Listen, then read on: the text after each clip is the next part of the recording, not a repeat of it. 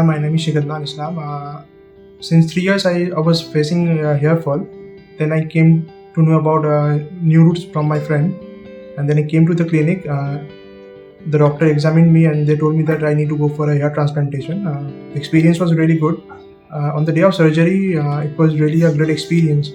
The staffs and the doctors were really good, and the post surgery precautions and all the procedures were really good.